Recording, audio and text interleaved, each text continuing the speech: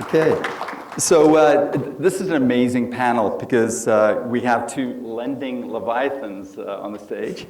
And we're talking about lending. We're going to be talking about what that means to POS. But I think the larger conversation is to understand how the consumer is changing, with the evolution of how they want to pay, and what that means to that journey.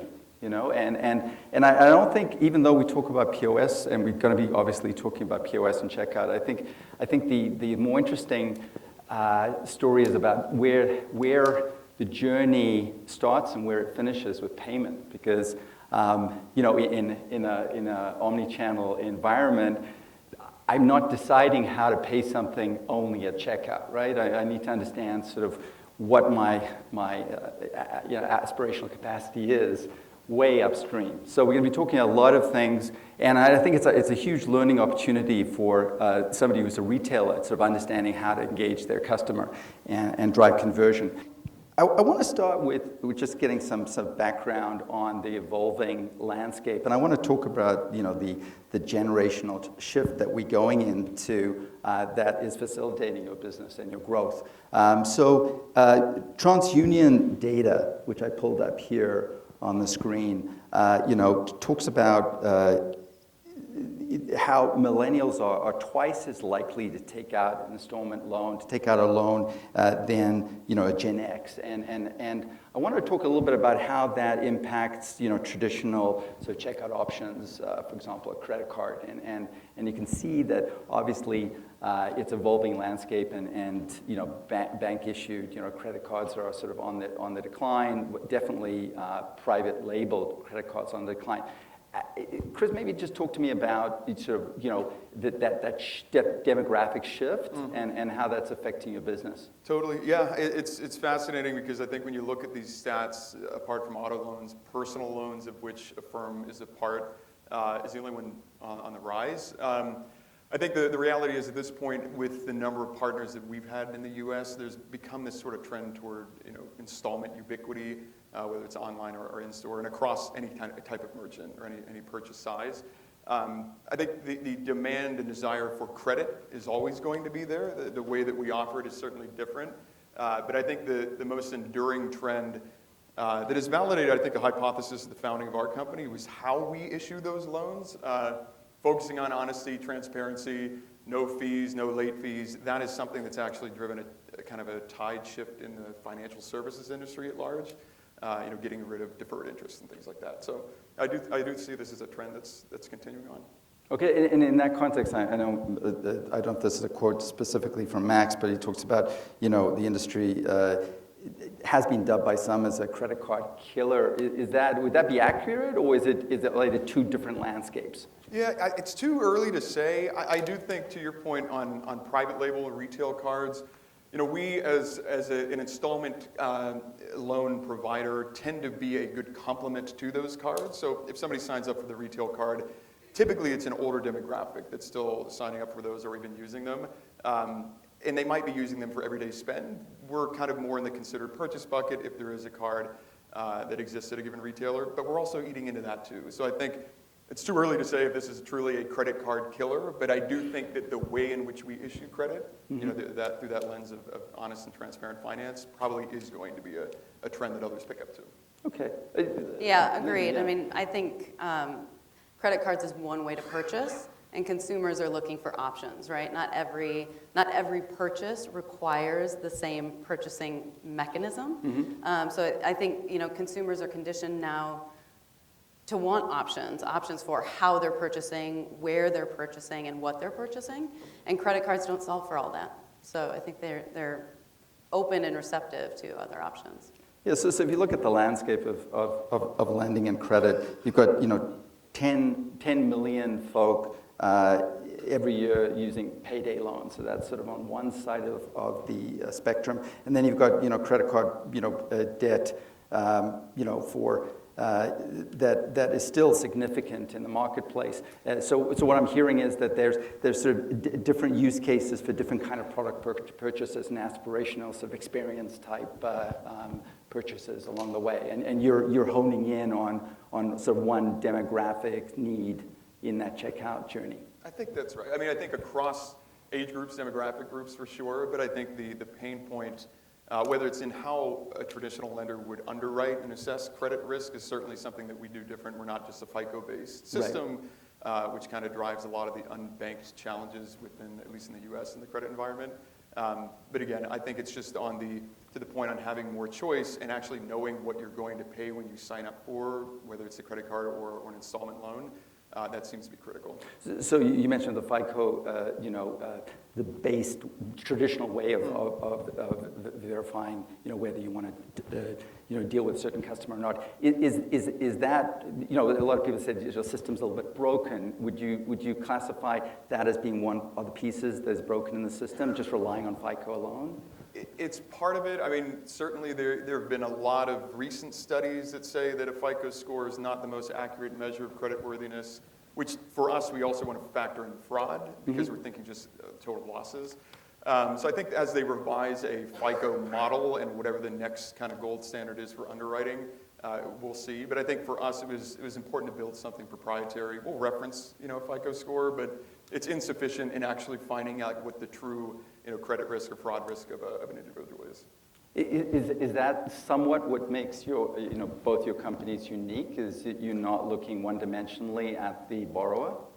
Right, yeah. As Chris said, I mean, we're looking at other data points to assess that consumer. And a key aspect of that is really the transparency. I mean, letting that consumer know what your credit line is and what your total cost of financing is pre-application, before we waste your time, because nobody wants to give their time away right now. So that transparency and being able to offer total cost of financing that's competitive compared to what credit cards are able to do today. Right. And that's a good segue into better understanding this customer. And I wanted to let you to give us a bit of an insight into who this new customer is that you're servicing, and maybe if you could walk us through sort of their behavior as they making a decision to make a purchase and evaluating whether they can make that purchase. Maybe if you could take us just through some of your insights. Sure. So we're going to talk about millennials. Nobody cares about us Gen Xers.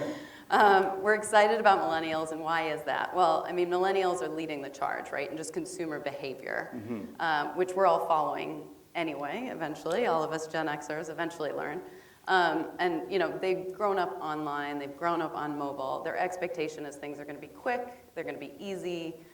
They're not conditioned to stand in line. They're not going to tolerate long paper application process or sitting on the phone and waiting for somebody to call in to find out what their credit line is. So we're shaping how we serve the market by what millennials expect. So that's why this market's so important.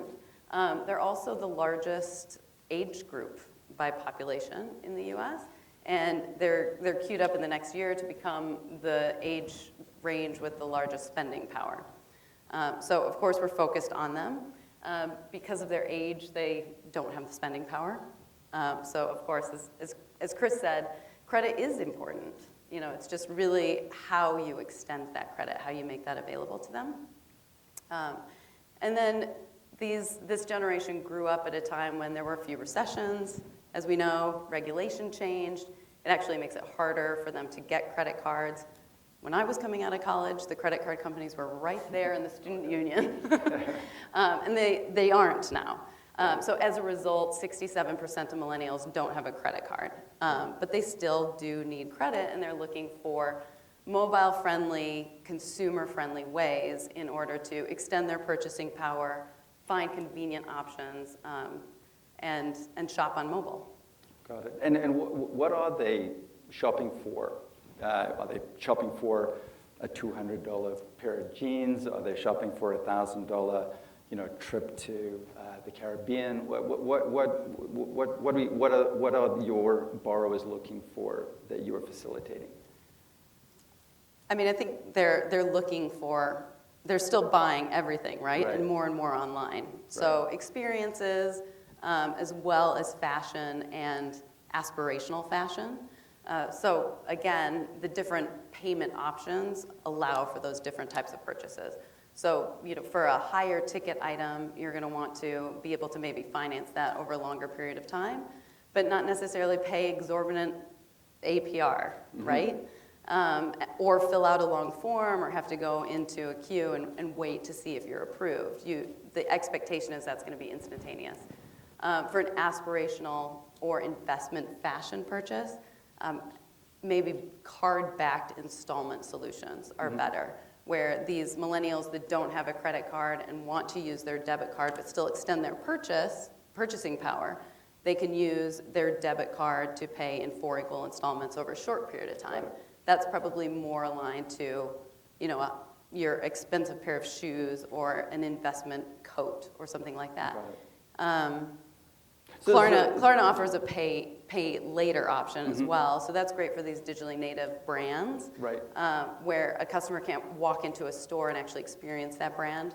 A solution like that allows the customer to get the goods in hand, try them on, see what the quality, see what the fit is before they have to pay. Got it. So you mentioned the APR, and you mentioned transparency. It's not easy for the customer sometimes to understand what the APR is after, fees and penalties and potential penalties and the paying back the loan. How do you convey that to the customer so that they understand exactly what they're buying and what at the end of the day they're going to have to pay for the convenience of paying it off over a period of time? Sure. Yeah, well, the way that Affirm does it to that exact point, APR, is extremely confusing. So we just make it very, very transparent. We convert that into a dollar amount and the checkout. So when you see your $1,000 purchase, you select the term length that you want, 3, 6, 12 are most common. But we do shorter terms and longer terms. But more important, we just say, this is your APR. We underwrite the individual. Again, it's not just a FICO-based score. We underwrite that individual. We tell them what their APR is and then translate that to a dollar amount and tell them this is what your fixed payment will be for the life of the loan. And again, being very upfront about, and if you're late, that's okay. There's no late fee. This interest rate will not change, just deferred interest or otherwise. So we go from a 0% interest rate up, and just as long as we're transparent, that's what. But I know for both of your companies, that's really important, because at the end of the day, you're developing relationships with retailers on a long-term basis, and you don't want to in any way impugn their relationship with their customer who comes back and says, hey, what?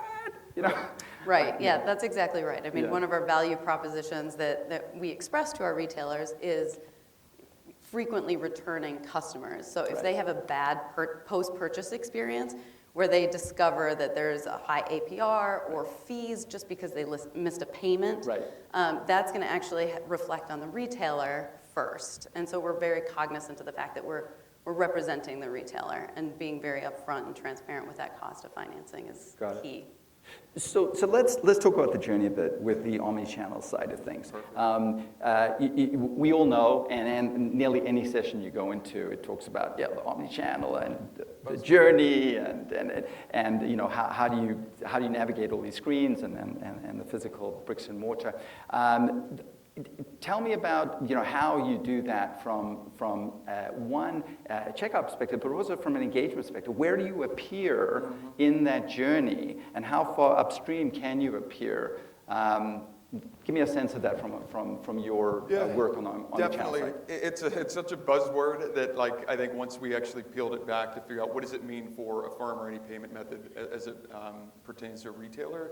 It's complicated, but I think for us it ends up meaning 3 things, or we have to do 3 things well in order to make these things work and bring them to life. I think the first is really understanding what the omni-channel capabilities are at a given retailer, right? And I think for the most part that probably ends up boiling down to a lot of the other buzzwords like buy online, pick up in store, buy online, return in store, just any cross-channel logistics. We have to make sure that they're enabled with those capabilities and that we can mirror so that you can purchase online with Affirm and return in store. So that's a pretty big undertaking, but we got a pretty good sense for how to tackle that now. The second, to your point though, is kind of mapping our experience to their unique shopping journey. So, the model that I typically go to is it a more assisted sale at a retailer where the sales associate is more hands-on and more interactive and not only offering payment methods but helping with the purchase? Or is it more unassisted, where the salespeople aren't really involved at all? And making sure that whatever we do, both from an awareness and a marketing standpoint, all the way down to training and enabling those salespeople, maps to how that consumer is buying. And I'd say the third for us really is, I think exactly to your point, one of the features that we've developed is called Omnichannel pre-qualification. So if you start your journey on Peloton, for instance, we're going to tell you what your purchasing power is at the start of the checkout. In fact, the start of your getting on the landing page of the website to begin with, so that if you begin your window shopping online and then you get up in store and you open up Affirm again, it's the same purchasing power. So we follow you and provide that consistent experience. Right, but I would think with the millennial we talked about before, I'm not even going to get to POS if I don't think that particular experience or that thing that I want is within my, the power of my wallet. And so, to have something sitting passively on POS, on checkout, is not necessarily where a millennial wants to find it, because they can get you can go all through this journey, which is, fairly onerous, to get to a point where you go, can't do it, right? Yeah. So to that end, you would also try and swim upstream in the omnichannel sort of journey? Yeah, absolutely. So, online, informing the customer on the store site that there's this option available upstream is extremely important. Same thing in the store. If you have clienteling, educating and training the sales associates and using signage in the stores is extremely important. A channel that's often forgotten is the contact center, the customer service center. So enabling the same payment options in that customer service center and having the agents there trained and able to use the same payment options for the customer there is extremely important. Walk me through a little bit about that journey, from a friction and opportunity perspective. What are you seeing?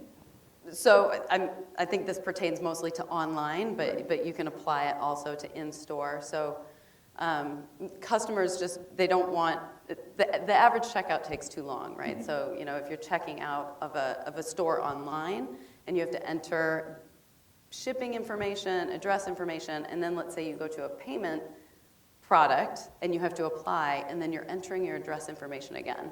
That's unacceptable. Right. It should be as little information as possible, and there shouldn't be any redundancy in that process.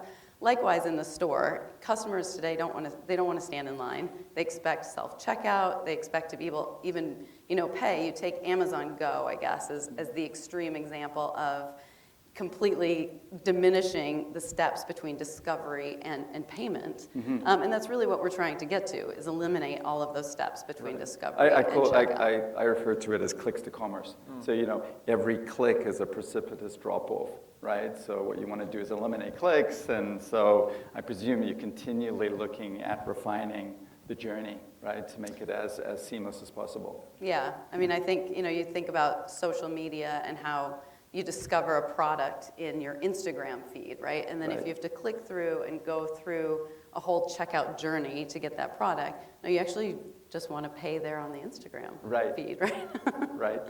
right, which is so amazing. It's, you say Instagram is the new magazine. It's not the new magazine. It's the new aisle, right?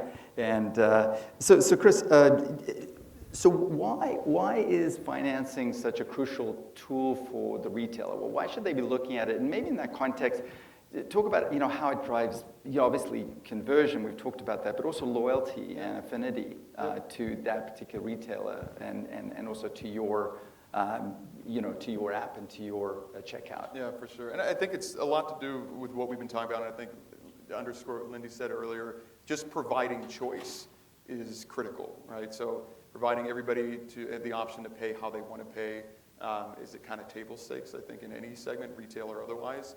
I think from a loyalty perspective, again, it's kind of a multifaceted question. For Affirm, there are things like using APR or 0% APR programs. We've done tests that have shown a higher impact and increase to sales, conversion, and average order value than even 20% off discounts. So if we think about loyalty and what's getting a customer to come back and actually convert time and time again, I think even using those things as marketing tools is pretty good strategy.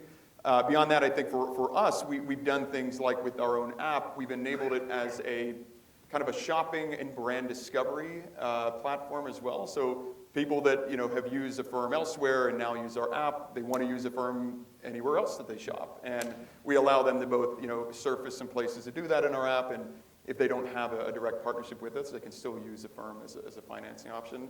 And I think we've seen this now, it's almost 3/4 of people that have used Affirm use Affirm again. So our repeat spend across our sort of merchant network is pretty staggering. But you have an opportunity from CRM perspective to re-engage them, right? Exactly. And you know them better the second time around. Yeah, and we can tailor offers to them in the app too, to say, you purchased this at Walmart, and based on what we know about you and your behavior to date, we'll give you a 0% offer at a partner we don't work with today or something. So continue to engage and retain that customer with new offers too. It would seem to me that it's interesting because obviously I'm the pre-millennial generation, and I have a hefty credit card, and when I think of a credit card, I just think of a number. This is how much I have to pay down.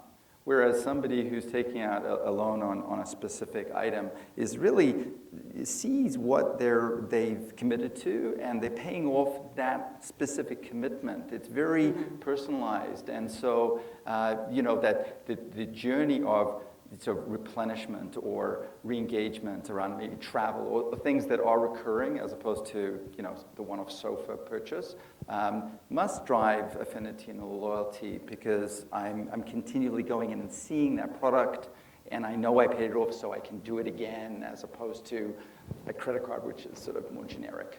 Yeah. I mean, Klarna also has an app which allows you to see the individual purchases that you're paying down. With the picture, it's very contextual.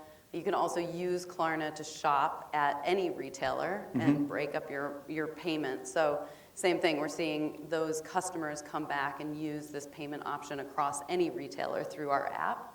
But I think as far as loyalty goes, it comes down to experience, right? We all go back to those providers, those services that really give us a good service. So it's not just about easy and convenient payments, it's also about knowing that when I accidentally missed a payment, that the provider got in touch with me and allowed me to find another way, as opposed to just imposing fee after fee.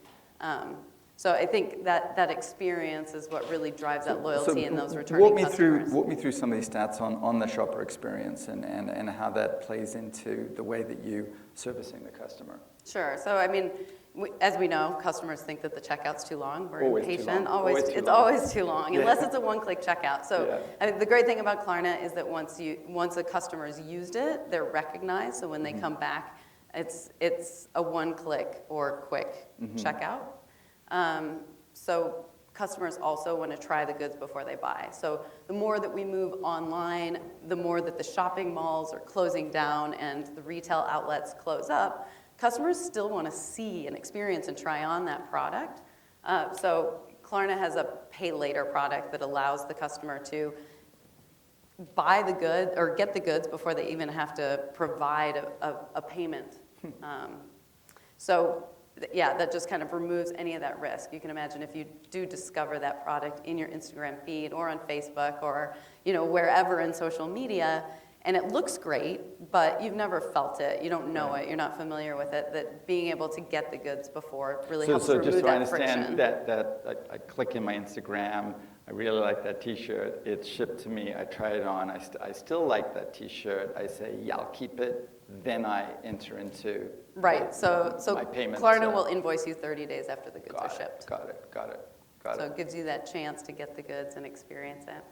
And then, customers just want to be able to break up their payments in short-term installments without fees and without interest. So, those card-backed installments really enable a customer to do that. Got it. So let's just talk just generally about what's coming. Early days in a very, very fast-moving marketplace. What does 2020 look like? What does 2025 look like? Where is checkout going? Do you have any sort of crystal ball on what this is going to evolve to as the next generation comes online, right? Yeah, can't really reveal too much of the roadmap, of course, but Come on. I mean, I know that we need to double down in omnichannel. I mean, to Lindy's point, while malls and things are closing down, we also see some of these digitally native brands that are now moving into stores and showrooms, et cetera. So there's a lot of retail that will have to be omnichannel by nature, and we have to make sure that, again, to the earlier points, that we are mapped to not only those processes and systems, but the journeys across all purchase types, including, as you've alluded to, travel and experiences. Beyond that, it's tough to know. I mean, I think where Affirm is going is expanding into, again, lower average order, higher frequency purchases like fashion, same sort of like try now, pay later, sort of instruments as well. But yeah, there's a lot more of what we've got to double down on. Lindy? Yeah, and agree, it's not the total apocalypse of the store. It's just evolving. So I think, making sure there's that consistent experience across all channels with the customer is going to be extremely important. And then, like I said before, I think, minimizing the steps between discovery and payment is where we're going, right? Yeah. And being able to recognize the customer, provide them a personalized, shoppable experience, and then easily complete the purchase. Do you see it evolving into, I mean, I look at this and I think, the opportunity is that with an evolving customer, especially somebody who's looking at experiences that are recurring, so it's not the mortgage on a sofa, it's more, hey, I need to go on my millennial holiday at least 3 times a year, which, as I have kids, I can attest to. It's sort of an inalienable right? So can I get a subscription to that? The whole idea of your business is flattening out the pain of payment, right? I mean, that's sort of what it is, right? Otherwise, I'll put money in the piggy bank and I'll break it open every so often and buy something. So you're saying, I want it now, and I'm going to flatten out the pain. Well, couldn't that turn into a subscription model where I say, I want to travel 3 times a year. Generally, this is my snack bracket, and then you basically give them a sort of endless opportunity to come back to you, and they're paying it off, and you flattened out that model. Is that the kind of thing that you guys could get into down the road? I think it's such a fascinating trend. I mean, I think of it as X as a service, right? So like and everybody's trying to figure that out, it seems like, especially a lot of startups out where we are.